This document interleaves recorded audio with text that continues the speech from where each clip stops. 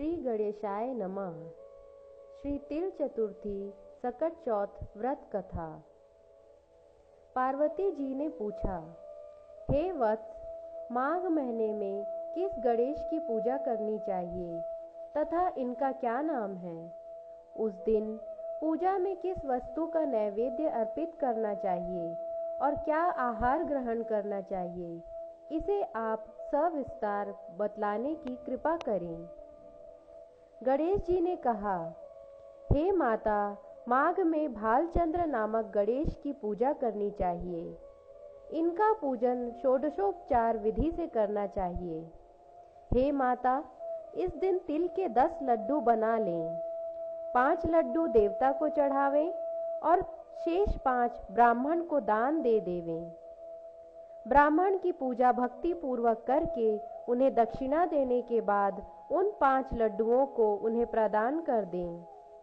हे देवी, तिल के 10 लड्डुओं को स्वयं आहार के रूप में ग्रहण करें। इस संबंध में मैं आपको राजा हरिश्चंद्र का वृत्तांत सुनाता हूँ। कथा इस प्रकार है। सतयुग में हरिश्चंद्र नामक एक प्रतापी राजा हुए। वे क्षात्र धर्म में पटु, सरल स्वभाव, सत्यनिष्ठ और विद्वान ब्राह्मणों के पूजक थे। हे देवी, उनके शासन काल में अधर्म नाम की कोई वस्तु नहीं थी।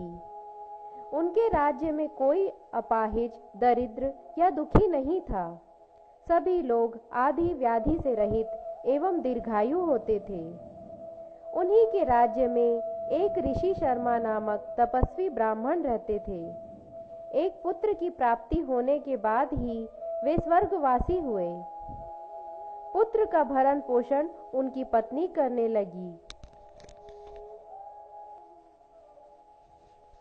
वह विधवा पत्नी भिक्षाटन के द्वारा पुत्र का पालन पोषण करती थी। उस ब्राह्मणी ने माघ मास की संकटा चतुर्थी का व्रत किया।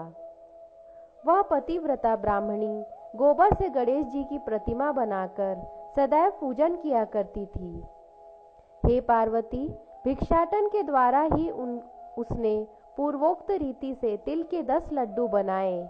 इसी बीच उसका पुत्र गणेश जी की मूर्ति अपने गले में बांधकर स्वेच्छा से खेलने के लिए बाहर चला गया। तब एक नर पिशाच कुम्हार ने उस बालक को जबरन पकड़कर अपने आंवा में झोंक दिया। मिट्टी के बर्तनों को पकाने के लिए उसने उसमें आग लगा दी। इधर उसकी माता अपने बच्चे को ढूंढने लगी। उसे ना पाकर वह बड़ी व्याकुल हुई। वह ब्राह्मणी विलाप करते हुए गणेश जी से प्रार्थना करने लगी, हे गणेश जी, हे विशाल शरीर वाले, हे सूर्य नारायण की लाली से सदृश कांति वाले, हे सुंदर जटा समूह को धारण करने वाले, आप इस दुखिनी की रक्षा कीजिए।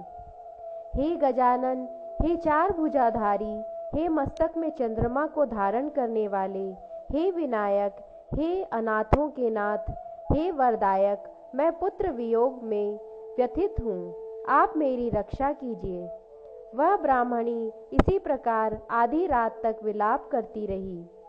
प्रातः काल होने पर कुम्हार अपने पके हुए बर्तनों को देखने के लिए आया। तब उसने आंवा खोल के देखा तो उसमें जांघ भर पानी जमा हुआ पाया। इससे भी अधिक आश्चर्य उसे तब हुआ कि उसमें बैठे एक खेलते हुए बालक को देखा। ऐसी अद्भुत घटना देखकर वह भयवश कांपने लगा और इस बात की सूचना उसने राजा के दरबार में दी। उसने राज्य सभा में अपने कुकृत्य का वर्णन किया। कुम्हार ने कहा, महाबाहु, हे प्रज्वलित अग्नि के समान तेजवान, हे महाराजा हरिश्चंद्र, मैं अपने दुष्कर्म के लिए वध के योग्य हूँ। उसने आगे कहा, हे महाराज, कन्या के विवाह के लिए मैंने कई बार मिट्टी के बर्तन पकाने के लिए आंवा लगाया, परंतु मेरे बर्तन कभी भी नहीं पके और सदैव कच्चे ही रह गए। तब मैंने भयभीत होकर एक तांत्रिक से इसका कारण पूछा। उसने कहा कि चुपचाप किसी लड़के की तुम बलि चढ़ा दो, तुम्हारा आंवा पक जाएगा। मैंने सोचा कि मैं किससे बालक की बलि दूं। जिसके बालक की बलि दूंगा वह मुझे क्यों कर जीवित छोड़ेगा। इसी भय से हे महाराज, मैंने दृढ़ निश्चय किया कि विधवा ब्राह्मणी के इस बालक को बैठाकर आग लगा दूंगा। मैंने अपनी पत्नी से परामर्श किया कि ऋषि शर्मा ब्राह्मण मृत हो गए हैं। उनकी विधवा पत्नी भीख मांगकर अपना गुजारा करती है। अरे वह लड़के को लेकर क्या करेगी। मैं यदि उसके पुत्र को बलि दे दूं तो मेरे बर्तन पक जाएंगे। मैं इस जघन्य कर्म को करके रात में निश्चिंत होकर सो गया। प्रातः जब मैंने आंखें खोलकर देखा तो क्या देखता हूँ कि उस लड़के को मैं जिस स्थिति में बैठा गया था वह उसी तरह निर्भय भाव से बैठा है और उसमें जांघ भर पानी भरा हुआ है। इस भयावह दृश्य से मैं कांप उठा और इसकी सूचना देने आपके पास आया हूँ। कुम्हार की बात सुनकर राजा बहुत ही विस्मित हुए और उस लड़के को देखने के लिए आए कि यह बात क्या है, यह किसका लड़का है। इस बात का पता लगाओ। इस आवे में जांघ भर पानी कहाँ से आया, इसमें कमल के फूल कहाँ से खिल गए। इस दरिद्र कुम्हार के आवे में वैदूर्य मणि के समान हरी हरी धूप कहाँ से उगाई। बालक को ना तो आग की जलन हुई ना तो उसे भूख प्यास ही लगी। यह आवे में भी वैसा ही खेलता रहा मानो अपने घर में खेल रहा हो। राजा इस तरह की बात कह ही रहे थे कि वह ब्राह्मणी वहां बिलखती हुई आ पहुंची।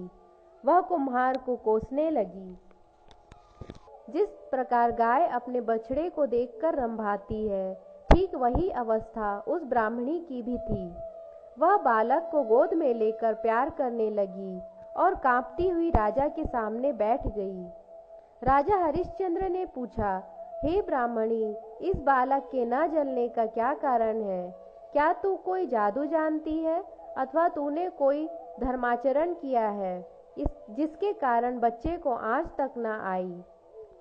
राजा की बात सुनकर ब्राह्मणी ने कहा, हे महाराज, मैं कोई जादू नहीं जानती, ना तो कोई धर्माचरण, तपस्या, योग, दान आदि की प्रक्रिया ही जानती हूँ। हे राजन, मैं तो संकट नाशक गणेश चतुर्थी का व्रत करती हूँ। उसी व्रत के प्रभाव से मेरा पुत्र जीता जागता बच गया। ब्राह्मणी की बात सुनकर राजा ने कहा कि मेरे राज्य की संपूर्ण जनता इस संकट नाशक चतुर्थी का व्रत करे, जिसमें मेरी पूर्ण सम्मति है। राजा ने उसकी परिक्रमा करते हुए कहा, हे पतिव्रते, तू धन्य है। और राजा ने संपूर्ण नगरवासियों को गणेश जी का व्रत करने का आदेश दिया। इस आश्चर्यजनक घटना के कारण सभी लोग उस दिन से प्रत्येक मास की गणेश चतुर्थी का व्रत करने लगे। इस व्रत के प्रभाव से ब्राह्मणी ने अपने पुत्र को जीवित पाया। इतना कहने के बाद श्री कृष्ण ने कहा, हे युधिष्ठिर, आप भी सर्वोत्तम व्रत को कीजिए। इस व्रत के प्रभाव से आपकी सभी कामनाएं पूर्ण होंगी। आप मित्रों, पुत्र और पौत्रों को सुख देने वाले साम्राज्य को प्राप्त करेंगे। हे महाराज, जो लोग इस व्रत को करेंगे उन्हें पूर्ण सफलता मिलेगी। भगवान कृष्ण की बात से युधिष्ठिर बहुत प्रसन्न हुए और माघ कृष्ण गणेश चतुर्थी का व्रत करके निष्कंटक राज भोगने लगे। कथा समाप्त होती है। ओम गंग गणेशाय नमः।